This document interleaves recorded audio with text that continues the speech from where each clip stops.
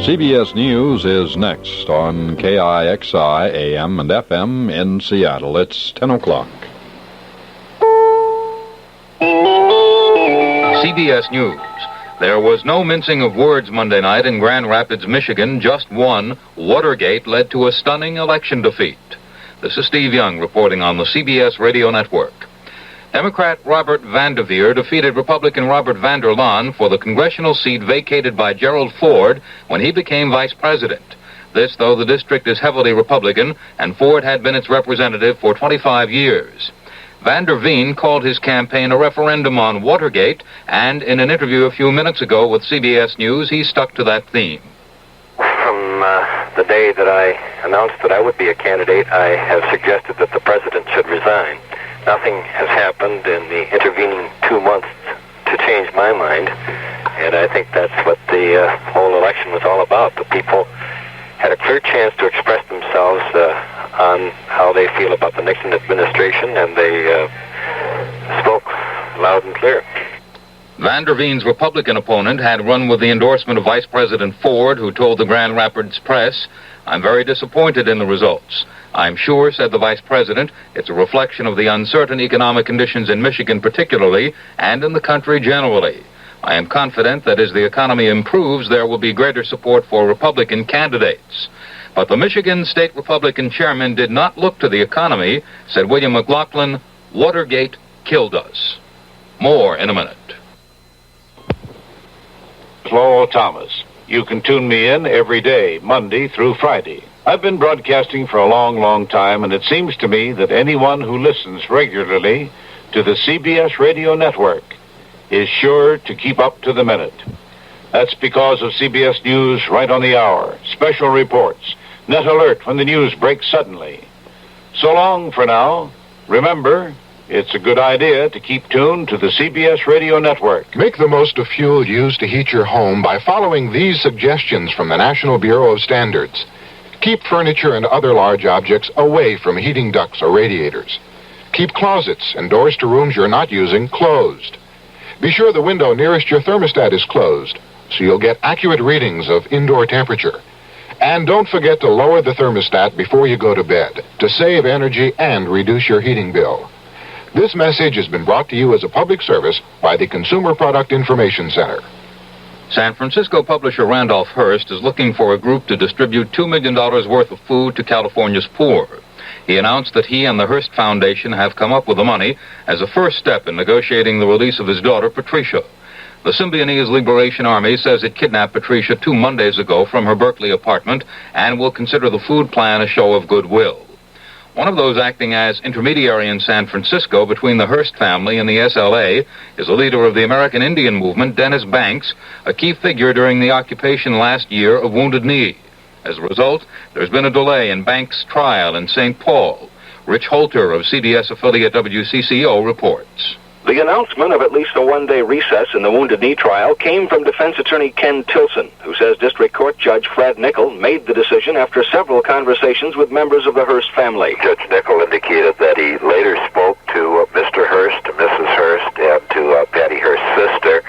And as a result of those conversations, the judge was convinced that the Hearst family felt that Dennis's Banks' presence was important and critical in the negotiations, and critical possibly to saving the life of Patty Hearst. Tilson says the judge will make decisions about any additional delays on a day-to-day basis.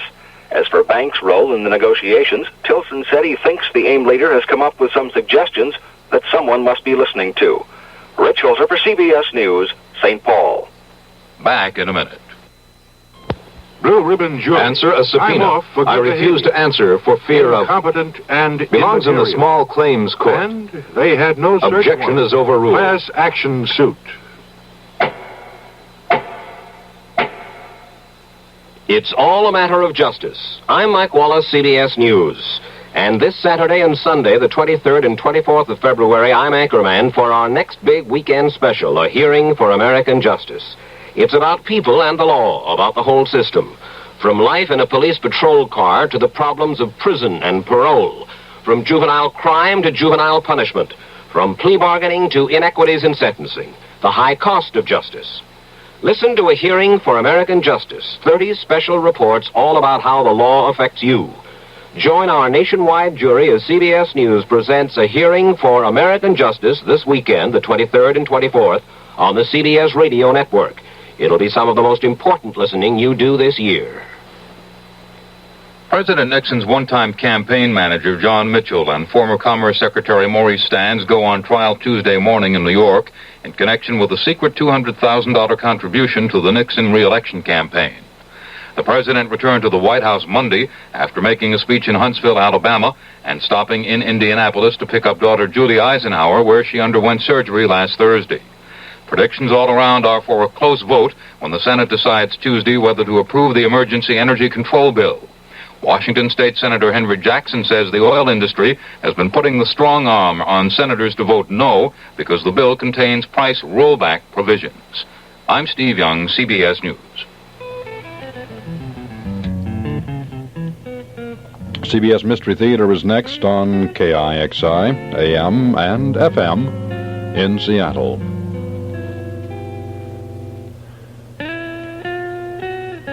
And the weather outlook for the KIXI listening area: rain changing to showers later tonight and tomorrow, a slight chance of showers and some periods of partial clearing on Wednesday. The highs in the upper 40s, lows about 40. Wind southwesterly 10 to 20 miles per hour. Chance of measurable rainfall 90% tonight and tomorrow 60% tomorrow night. And currently in downtown Seattle, a rainy 43 degrees. It's 44 at the airport. The barometer is rising. It reads 29.45.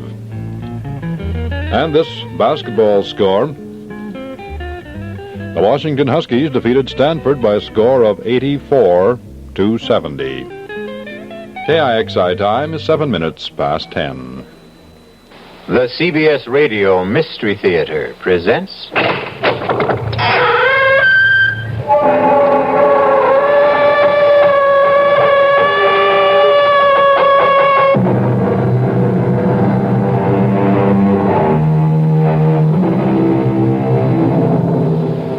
Come in. Welcome.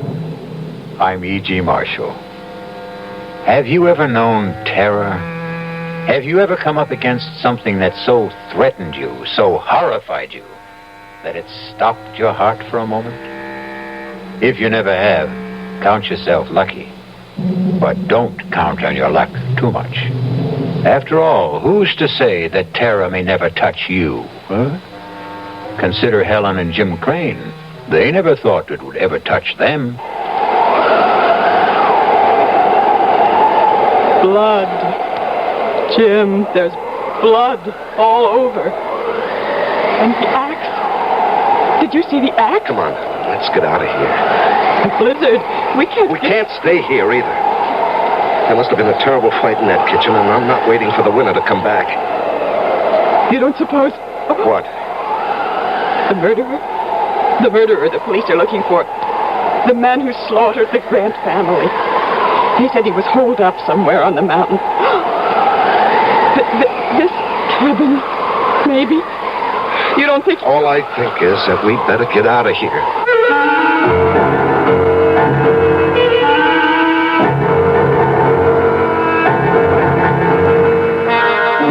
Our mystery drama, Blizzard of Terror, was written especially for the Mystery Theater by George Lothar and stars Lois Smith. It is sponsored in part by Anheuser-Busch Incorporated, brewers of Budweiser. I'll be back shortly with Act One. Young I may be, but still I'm a man. Just turned 18 and I'll do what I can to find me a place where I can be me. Get ready for life and be free as the sea. Where do I go from here? Oh, where do I go from here? I finished school, but what lies ahead? Don't want to get trapped, want to feel free instead. All over the world, there's so much to do. The call of the sea, don't you hear it too?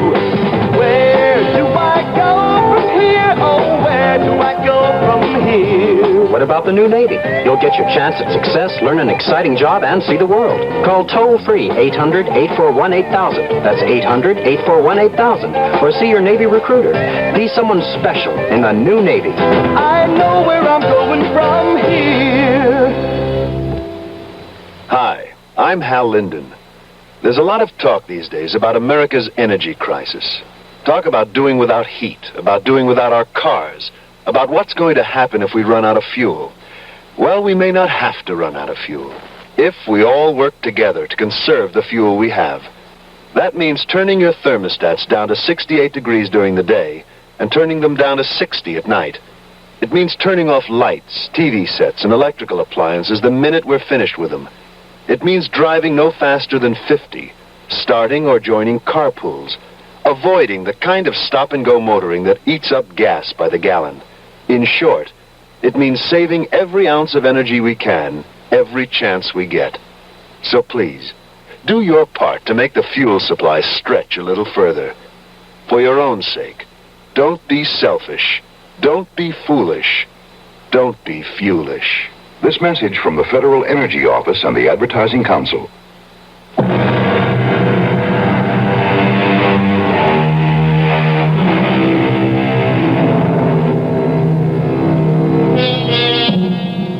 Dare you join me now in a blizzard of terror? Not so fast, not so quick to answer yes. Are your nerves in shape for what lies ahead? Have you promised yourself a good night's sleep? A promise you want to keep?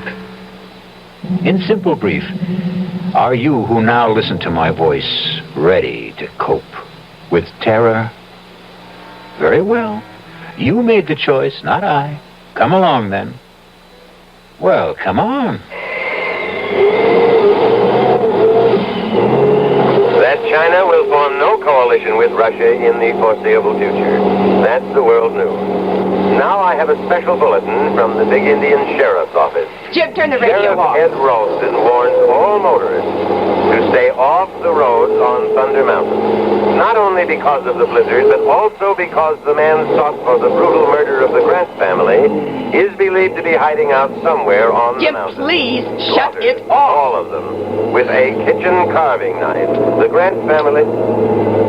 Thank you, Mr. Crane. You're welcome, Mrs. Crane. We don't need to be told again and again that we're in a blizzard on Thunder Mountain. We know we are, thanks to you. I'm sorry. It's okay, skip it. Maybe it is my fault.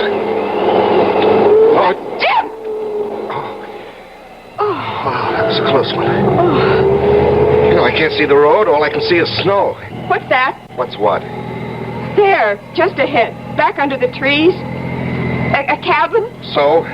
We better stop. Oh, no way. Jim. We're just managing to make it up this grade now. If we stop, we'll never get started If again. we keep going, we're sure to get stuck. Those snowdrifts out there are getting worse. Yeah, I know, We'd be safer in that cabin. we could freeze to death. Jim, please. For once, listen to reason. Okay, you win. You always do.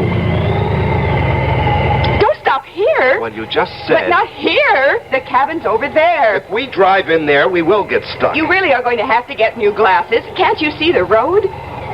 Oh, yeah. Tire tracks.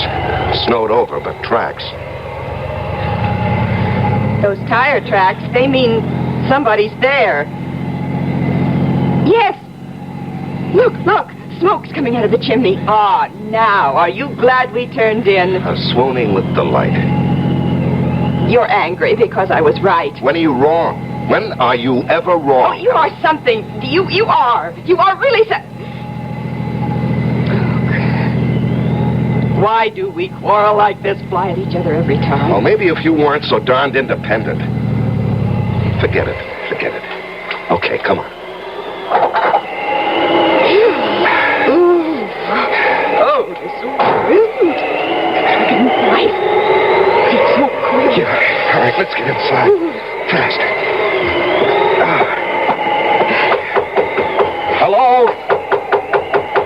Hello? Anybody home? Hello? Just open the door and go in. Well, I don't like to just barge in. Jim, under the circumstances, if you won't, I will.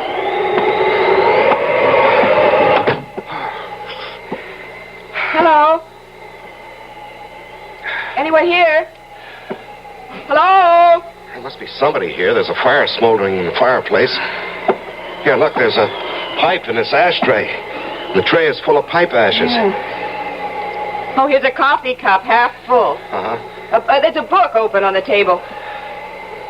Huh. Jung's Psychology of the Unconscious. Whoever owns this place must be a brain. Hello? Anyone here? Hello? Helen, don't do that. You've got no right to go nosing around. Bedroom. Nobody in it.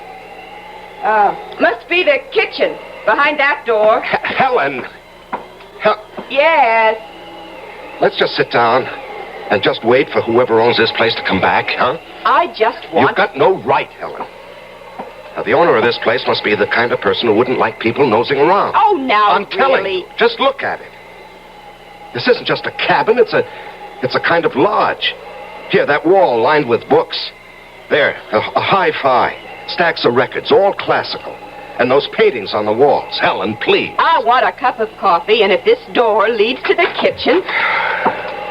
She just won't listen. Just won't ever listen. Well, what are you standing there for? Now that you've opened the door, go on in. Oh. Good Lord. What is it? Oh. Jim. Oh, Jim. Helen, what is it? The kitchen. Oh, the kitchen. Here, Helen, here. You better sit down. You look like you're going to faint. Now, you just sit there. I'll have a look.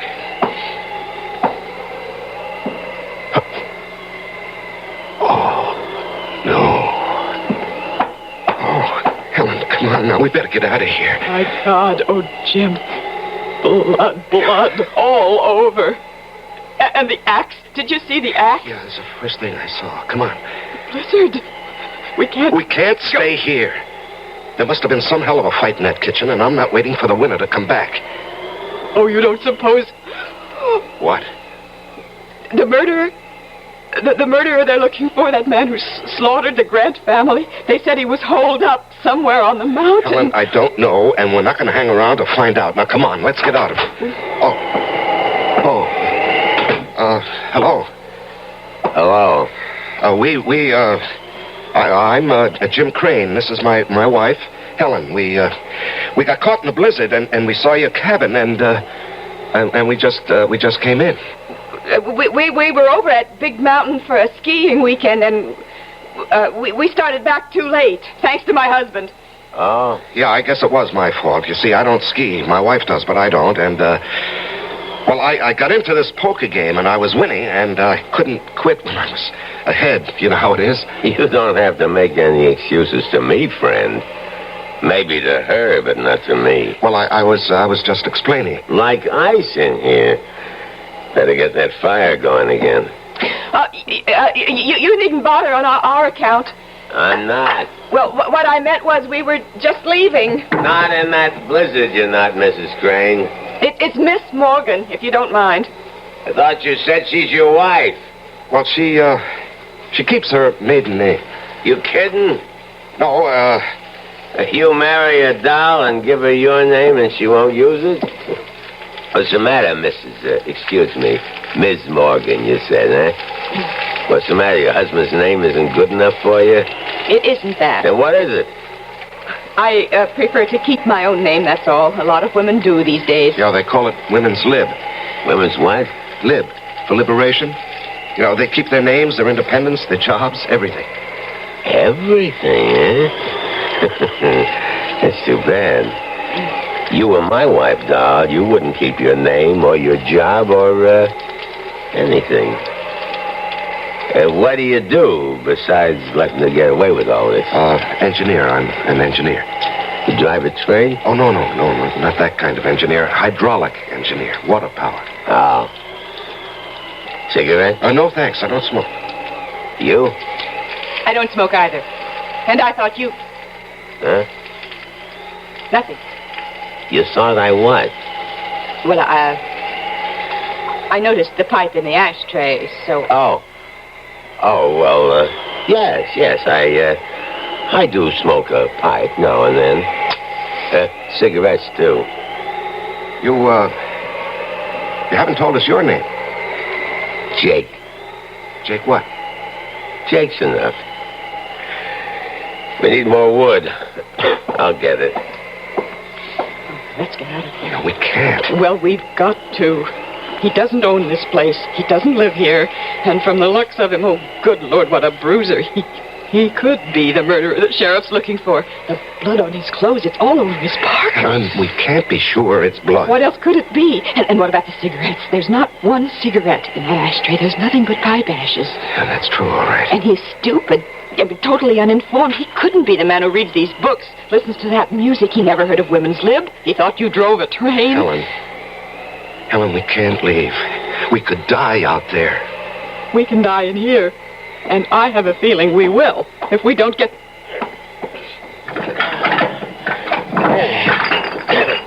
I'll hold us for a while.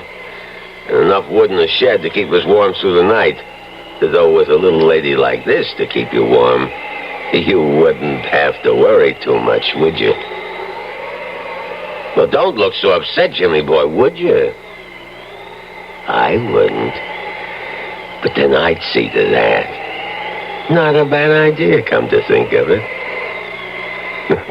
How about a drink, sweetie? Or don't you do that either? I could use a drink, yes. You, Jim? Thanks, yes. What do you do, Jake? Right now, nothing. Well, I mean when you do something. Let's see, we got scotch, bourbon, vodka. What'll it be? Helen? Scotch. Huh? I said scotch. No, please? Excuse me, please. Jimmy boy? The same. Please. One thing you gotta say for men. They got better manners than women. Well, come on, pull up to the fire here. Let's all get, cozy. That okay with you, Helen? It'll certainly be warmer by the fire. That isn't what I said. I know what you said. What'd I say? Here you are. Thank you. Showing better manners. Good. Thanks. That's better. Easy chair, warm fire, drink. That's much better. Nice place you've got here. It's all right. You must do a lot of reading, all those books. I read some, yes. Mm-hmm. I see you like classical music, too. Who are your favorites? Composers, I mean. Beethoven, maybe? Yes, I like Beethoven. Oh, me too. I'm especially fond of his 10th Symphony. Oh, yes, I go for that, too. Well, I don't know about you two, but I'm getting hungry. Could use some supper. How about it? Yeah, I could eat. You, sweetie? Oh, I suppose, yes. Good. But first, we'll have to clean up the kitchen. It's a real bloody mess out there, and I mean bloody. What do you mean bloody? Just said there's blood all over. All over me, too. See? Oh, yes. How, what happened? I didn't want to kill him. I had to. I surprised him out there in the kitchen, and he came for me.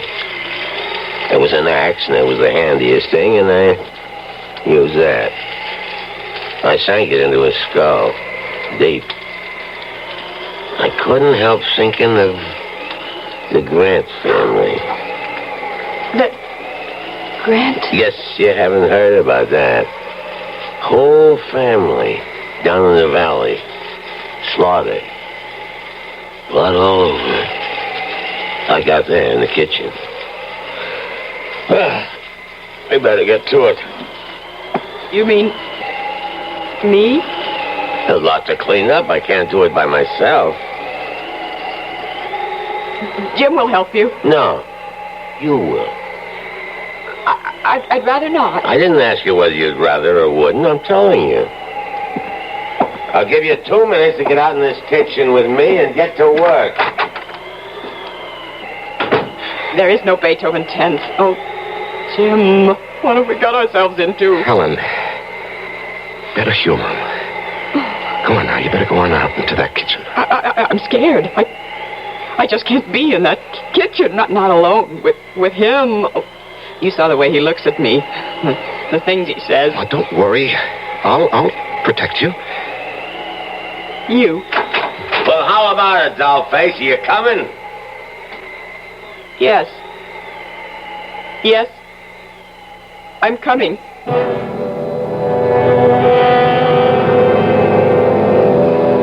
Helen and Jim feel the first stirrings of terror. But worse, much worse, lies ahead for them. I'll be back shortly with Act 2. Ever had a tall, frosty glass of Amplitude? Well, if your beer is Budweiser, you've had it often. Amplitude is a fancy word for the entire taste phenomenon, the total experience of flavor. Next time you take a healthy swallow of Bud, watch what happens. Think about the sensations you're experiencing. Notice how the flavor of Bud comes on nice and easy. Not too strong, not too quick. Just right. Notice the clean, crisp togetherness of Bud's taste. Everything in perfect balance, with no single element jumping out at you. And there'll be no aftertaste either, no hanging on. And you'll be refreshed and ready for another glassful. Actually, Bud drinkers have been experiencing Amplitude for years, but they never phrase it that way. They just say Budweiser, and that says it all. Anheuser-Busch, St. Louis. Your Heart Association presents the National High Blood Pressure Test. I'll probably flunk. I'm not even sure what it is. Well, high blood pressure is a common disorder. Maybe 21 million Americans have it. Half of them don't even know they have it. Oh, would I know if I had it? No, only your doctor can tell. Are you ready for the test? Are you taking my blood pressure? No, it's a true or false test. Now, you'll hear when you're right and when you're wrong. Now, first, headaches, dizziness, and fatigue are all definite symptoms of high blood pressure. False. You're right.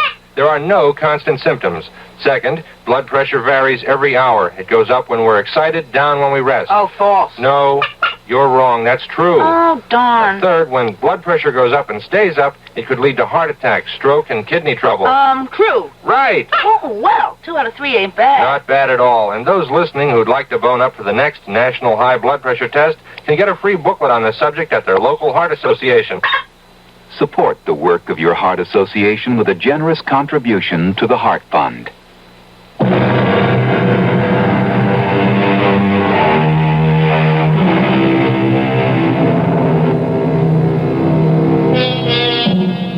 Suppose now that you, not Jim and Helen Crane, but you had sought shelter from the blizzard in that forsaken mountain cabin.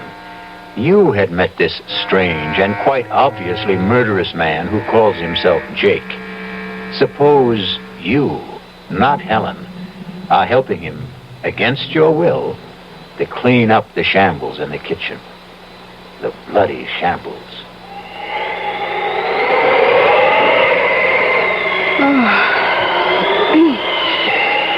Well, that's it, I guess.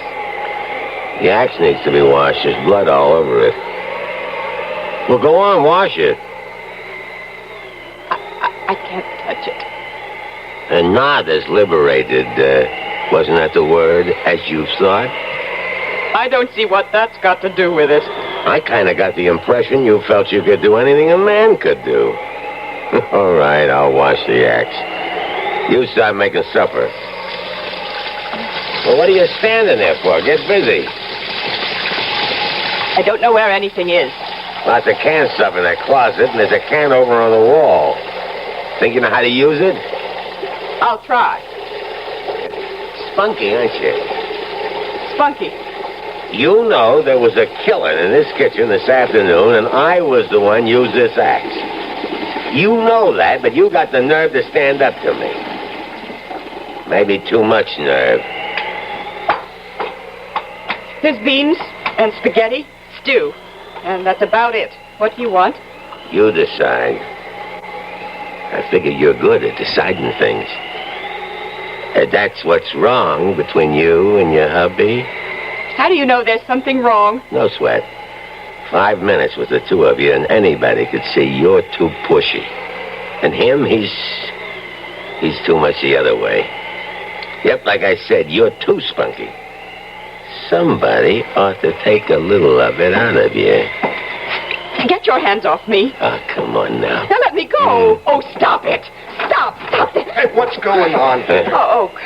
What's going on? Well, you might say I was, starting to do what you should do, Jimmy boy. Well, don't try that again.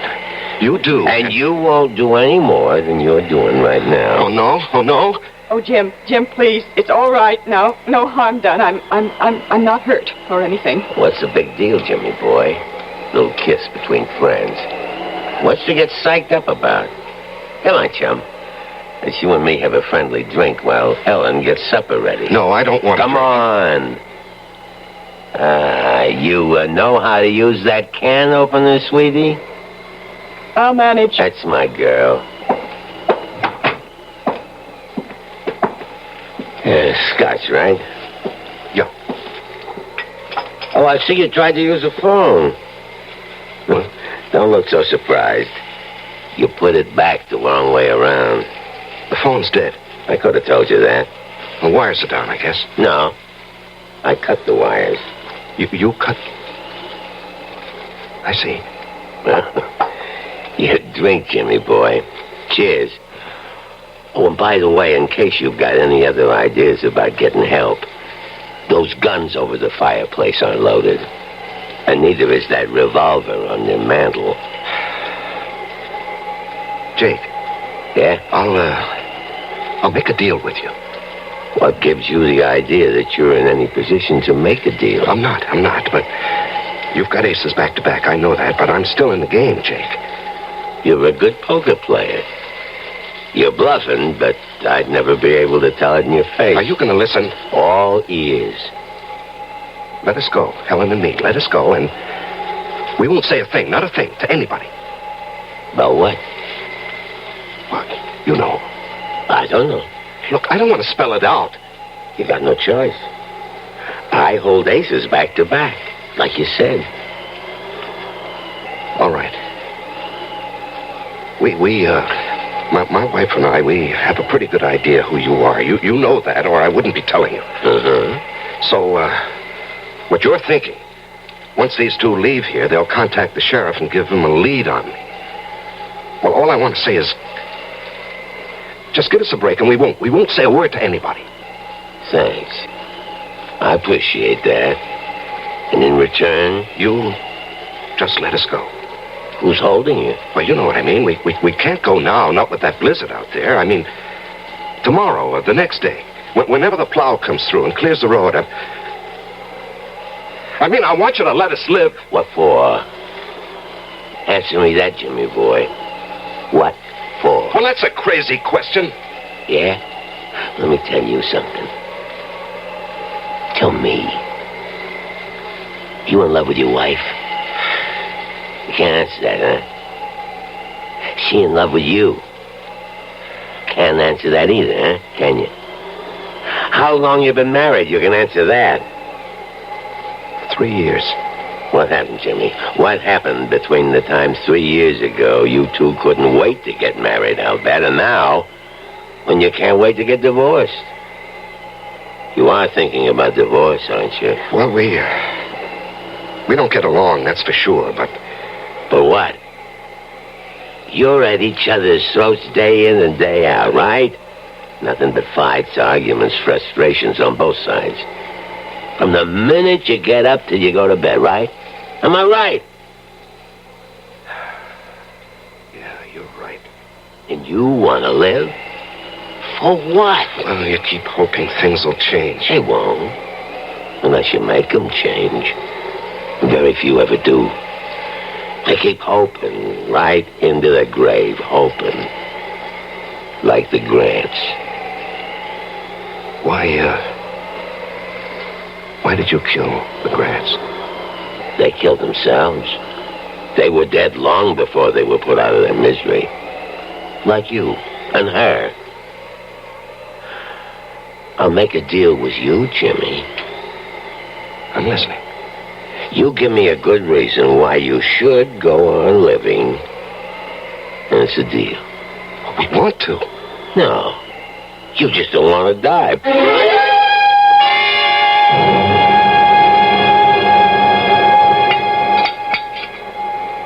Now,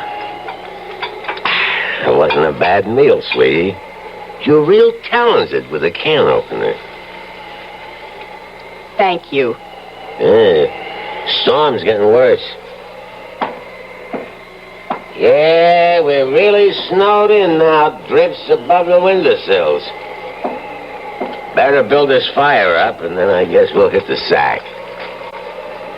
Where do you want to sleep, sweetie? Come on now. You shouldn't have any trouble making up your mind. Oh, I haven't. I'll sleep with my husband, as usual. As usual? What kind of a crack is that? Now, cool it, Jimmy boy. Well, I won't have my wife insulted. I don't care how big you are, Jake, or how tough or cold-blooded. I won't have you insulted. Jim, now stop it. This is no time for gallantry. You're no match for him. He'd kill you. Besides, you took me the wrong way. All I meant was... Well, come on now, be honest. How long has it been since you two did sleep together as husband and wife? That's no business of yours. Long time, huh? Well, the minute I laid eyes on you, the way you acted toward each other, looked at each other, the way you talked, anybody could see you hated each other. We don't hate each other. You love each other? You see, that's what I mean. You two. You don't hate, you don't love. You don't nothing. And you ask me, that's a nutty way to live. So how about it, sweetie? How about what? There's a nice big double bed in that bedroom, and it's going to be a cold night. And me, I sure appreciate it. I warn you, Jake. Oh, Jim! I'll sleep out here on the couch. Come here, sweetie. What? Oh. Let old Jake see if he can change your mind. God, hey, now, Get what your are you hands off her. You dirty... Jim! Why, you little freak. Hit me, would you? I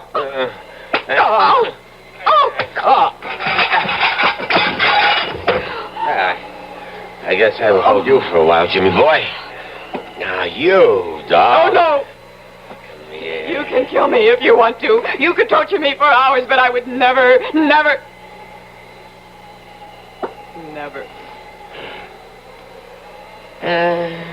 Suit yourself. No, I think about it. What would I want with you? Oh, when Jimmy boy comes to, tell him not to get any ideas in the night about escaping or overpowering me. He hasn't a chance. Jim? Jim? Oh, I'll be okay. He sure packs a mean wallop. You shouldn't have even thought of standing up to him. Some things a man will take and some things he won't. And manhandling his wife is one of them. Jim, can we get out? Do you think? Would there be any way? No. We're snowed in. Even if we could get to the car, we wouldn't be able to drive it afoot in those drifts. What about telephoning for help? Well, the phone's dead. He cut the wires. Oh. But don't you worry.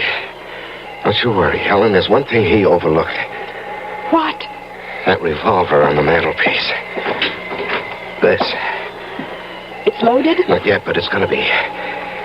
He made a big point about those guns over the mantel and this revolver having no bullets in them. I knew that without being told. Those guns were the first thing I went for when you two were in the kitchen. But if they're unloaded... Well, I nosed around. I couldn't find any ammunition for the guns on the wall, but I found these in that drawer. Do they fit? Looks as if they ought to. We'll soon find out. They do. They fit. Yeah, thank heavens. What do we do now? We'll wait till morning. But we're safe now, Helen. Safe. Thanks to you, darling. You know, you haven't called me that in I don't know when. Jim, there's something I forgot to mention. I kind of figure you must have found the bullets for that revolver in the desk drawer. You did, didn't you? What of it? Don't bother loading that gun. It doesn't work. The trigger's broken. Night.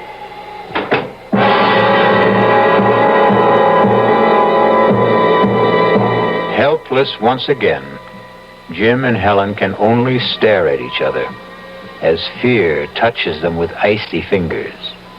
I'll be back shortly with Act 3. Hi, son. Hi, Mom. Hi, Dad. Hi, Junior. Kellogg's Special K presents Junior Gives Up. Junior, why aren't you eating your Special K? It's your favorite cereal. Oh, just 'cause. Just 'cause why, honey? Just 'cause Darla said some evil things about it. That's just 'cause why. Hi, Mom. Hi, Dad. Hi, Darla. Hi, Sis. Hi, Junior. Darla, what did you tell Junior about his Special K? Daddy, all I told him was that Special K is good for us. Yeah, and anything that's good for me never seems to taste But, good. Junior, you already know that Special K tastes good. Who do I believe?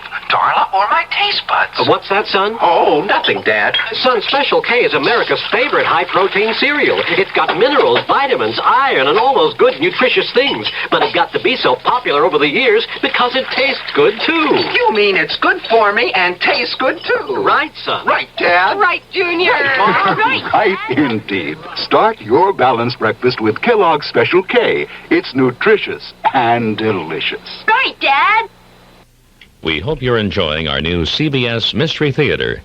It's another addition to our KIXI programming we're very proud of. We've made quite a few additions in the past year. For instance, we've added 1,000 people to our news team. People like Walter Cronkite, Dan Rather, Wynn Elliott, Douglas Edwards, Mike Wallace. Just 6 of the more than 1,000 CBS reporters who help make KIXI Seattle's #1 news service. And in the morning, we provide the only 90-minute news service in the area, 7 to 8:30 each morning, Monday through Friday. The complete CBS news team, plus Seattle's best local coverage and up-to-the-second traffic reports. This is Dean Smith. Join me and Bob Little, Ken Stewart, Clarence McDaniels, Norm Bobrow, Gary Jeanette, plus Chet Huntley, Charles Osgood, and the CBS news team for Seattle's best news coverage. 90 minutes of news each day, Monday through Friday, 7 to 8:30 a.m. here on KIXI 91 AM, 96 FM, where the listeners are.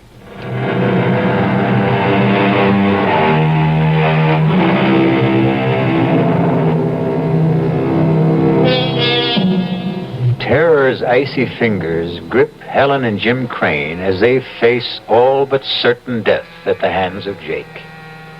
Curious, though, isn't it? Even strange that their fear, shared in common, brings them closer to each other than ever before in the 3 years of their marriage. Strange. Curious. Jim, Oh, I didn't know you were awake. I've hardly slept. I'm sorry. I've done the best I could with this fire through the night to keep the room warm. I know. I watched you get up out of that chair again and again. Thank you, Jim. What? You did it mostly for me. For my comfort. Thank you. Oh, nonsense. I need a little warmth, too, you know. You don't get much, do you? From me. Could be I don't rate much. I think you do. Why do you withhold it? I only just found out. Found out? It wasn't the cold that kept me awake through the night. It was thinking about Jake and us. Yeah, well, we'll manage a way out of this. I don't know how, but we will. I wasn't thinking about that. I was thinking about something he said last night. He said, we don't hate each other, we don't love, we don't nothing. And then he said, you ask me, that's a nutty way to live. Well, it is, isn't it? If what he said was true about us, but it isn't. It is. Not for me. I did a lot of thinking, too. I love you, Helen. I always have. It's just that... Yes? I don't know. It seems I can't reach you anymore. Something happened to us along the way, and I can't figure out what it is. I think I can. Tell me. I don't know. I think maybe it's just the times we live in. I mean, oh, well. Take women's lib. I don't see anything wrong with women's lib. The fact is, I'm all for it if it doesn't go too far. It did with me. I think. Oh, I don't know. I do. I wanted to be... I still want to be my own person. Myself. Me. The last thing I wanted was to be dependent on anyone, and I guess especially on you. But last night, oh, Jim, I was scared. And when you fought for me, when you, well, you just went for him like a raging animal, Jim, and you did it for me. I know you wouldn't have done it for yourself, or maybe for anyone, but you did it for me. Oh, Jim, I needed you. I really did need you. Well, maybe the truth is... The simple truth is that we need each other. I don't mean just you and me, but everybody. I mean, we're all in the same boat, aren't we? Same world. We are dependent on each other, so... Why do we fight it? I'm not fighting it anymore. I made up my mind to that during the night. Jim, I love you. You are a wonderful husband, only I just never gave you the chance to be. Oh, Helen, sweetheart. Oh, I do love you. Oh, Jim, I do. Oh, I do. Oh, dearest. Well, look what's going on here. When did you two scrappers become lovebirds? Never mind. That fire needs building up. Get some wood, Jim. It's out back in the shed. Okay. So, you think you've fallen in love with your husband all over again, eh? You were listening. You overheard. Laugh myself sick. I don't see anything funny about it. You wouldn't. You believe it. So does he. Fact is, the two of you in the same boat, and no, you better row together or else. Or else what? You'll find out, sweetie. What will you take to let us go? Kind of putting the cart before the horse, aren't you? Go where? The blizzard has stopped. But those drifts out there must be 6 to 8 feet high. They must plow that road. They have to keep it open. A plow is sure to come through, if not today, tomorrow. Could be. Well, then. Well, then what? Don't kill us. Let us go. Why should I? I'll give you anything you want. I'll do anything you want. How do you know what I want? What makes you so sure you can supply it? You've made that plain enough. Jake, I beg you, let us live. At least, let Jim live. And I'll do anything. Anything. Oh, Jim! Oh, what happened? Jim. Oh, I was bringing an armful of wood and I stepped on a log. Oh, twisted my ankle. Here, let me give you a hand. Here, just lean on me. Now, take it easy. Jim, dear. Easy now, easy. There, sit right there. Get that shoe off. Let him get it off himself. He's no cripple. You get out in the kitchen and scare up some breakfast. You heard me. Pain. See if you can stand on it. Stand? Try it. I can't. I'm helpless. Yeah. Real helpless.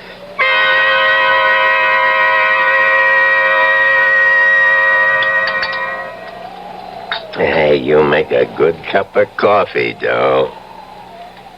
Thank you. I'll get another cold compress for your ankle, Jim. He's all right. I said he's okay. Let him worry about his ankle. You and me have some unfinished business. What is this? Helen, what is this? It's the only way. What only way? What are you talking about? Jim, I made a deal with him. A deal? I said I'd do anything if he'd let us go. Are you out of your mind? He's going to kill us. Now, you know that. You're crazy. He'll get what he wants, and then he'll kill us. No. Yes. No, because I'm going to kill him with this kitchen knife. All I want is to get close enough to him. And then No, you can't do that. It isn't in you to do that. It's got to be. There isn't any other way. What's keeping you?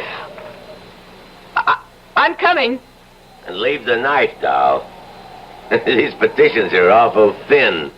You ought to know that by now. Put the knife down, I said. Stay where you are, Helen. She made a deal. And she's going through with it. Over my dead body. No, you fool. Over your live body. Over my life? He said he'd spare you. Spare me? He said us. She lied. She made the bargain to save you. Helen, you would... I love you. I love you, Jim. I told you that. I love you. And I love you, Helen, a lot too much to let you go through with anything like this. What you figure you can do about it, huh? You can't even stand, not on that bad ankle you can't. Oh, yes, I can. Jimmy, boy, not you. Now, doll. No. I can't. I can't go through with it. Oh, yes, you can. Leave her alone. Leave her alone. Oh, please, I can't. Stop it, you hear me? Stop it. Jim. You... How did you? I don't know, Helen. I somehow grabbed the poker and made it across the floor and hit him with it. I don't know how I did it. Oh, I've got to sit down and get off this. Oh, here. Oh, lean on me. All right, now. Easy. Yeah, thanks. Better have a look at him, Helen, see if he's breathing. I may have killed him. He's breathing. His head's bleeding where you hit him. All right, get something to tie him up with. See if there's some rope around. And snap it up. He's coming to. Oh, yes. It's the phone. He said he cut the wires. He couldn't have. It was a bluff. Hello? Sheriff? It's the sheriff in Big Indian. Who? Professor Moran. No. There is a man here. I'm afraid he's hurt. Me? My name's Helen Crane. My husband and I got caught in last night's blizzard, and we managed to get to this cabin, and we found... Well, there was blood all over the kitchen, and an axe. Helen, look out. Jake, it's all right. All right. The poker. Helen, the poker. Hit him again. No, you've got it all wrong. All wrong. Helen, hit him. Give me that phone. Hello, Ed. Yes, it's Jake. No, it's okay. Everything's okay. No, I'm not worried at all. I knew you'd check as soon as they got the service back on. What? Oh, that. Bobcat. Yeah, Bobcat. Surprised him in the kitchen. Killed him with a wood axe. Handiest thing. Yeah, I guess so. Prowling for food, sure. Oh, well, a nice young couple. No, I'm very much alive. I'll explain when I see you. The plow. When? Good. No, we're okay. Plenty of wood, plenty of food. Thanks, Ed. So long. You... Professor Moran? Yes. Why? I don't get it. We thought you were the killer they're looking for. Yes, I know. Why didn't you tell us who you were? Why didn't you explain about the blood in the kitchen? Oh, more important, why did you act the way you did? You acted the part of the killer. Yes. Why did I act the part? Well, you were guinea pigs, I'm afraid. Guinea pigs? Yes, I'm head of the Department of Psychology at City University. I sized you two up the minute I saw you. Your marriage was headed for the rocks, and like most couples, you didn't know it. No, I guess we didn't. Like any other young marrieds in this day and age, you'd lost contact with each other. We're going separate ways. Well, I set out to bring you back together, and As I said before, people in the same boat have to pull together.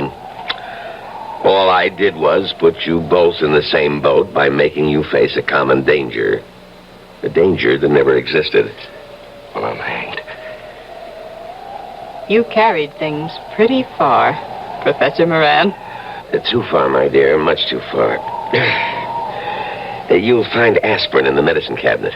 Bring me a couple, would you? On second thought, bring the bottle.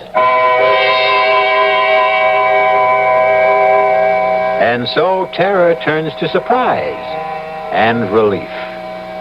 Pretty shrewd fellow, Professor Moran, wouldn't you say? I mean, realizing that Jim and Helen were headed for divorce, that took keen insight into human nature. But then, he was, after all, a trained psychologist. I'll be back in just a moment. Poverty to me is not just a lack of money. Poverty is a lack of power. We want to try to see whether it's possible to live in the city. Whether or not it's possible to share life, on a city street. The give and take of city living is what you might call it. Whether or not we could bring people together to begin to work together and confront the problems that are all our problems. I think really that the problems that people face in life can be solved. You don't need someone from outside to do it. And you really don't need a great deal of money to do it. What you do need is a lot of people who recognize that they have the ability to do something about the problem. Not by themselves, maybe, but working together and sharing their talents and their ideas. Together they can confront the problems and overcome them. That's what the Campaign for Human Development is all about. Campaign for Human Development, United States Catholic Conference.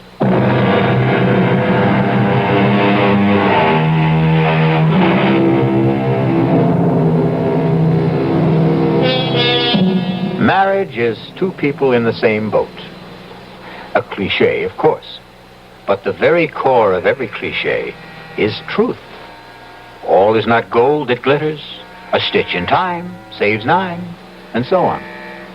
I couldn't help thinking that all humanity is in the same boat. And what an infinitely better and happier world it would be if we all learned to pull together. Our cast included Lois Smith, Larry Haynes, and Leon Janney. The entire production was under the direction of Hyman Brown. And now, a preview of our next tale. I don't want your wife on board.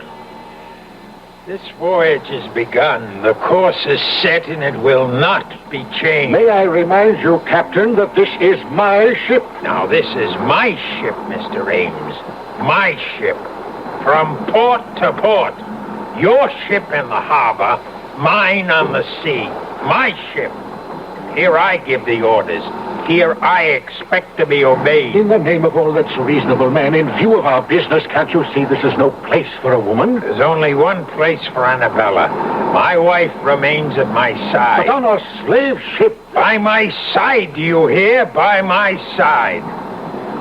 Now, we'll hear no more of this. For by the living God, owner or not, I'll clap you in irons. Radio Mystery Theater was sponsored in part by the Kellogg Company, makers of Kellogg's Special K cereal. This is E.G. Marshall inviting you to return to our Mystery Theater for another adventure in the macabre. Until next time, pleasant dreams.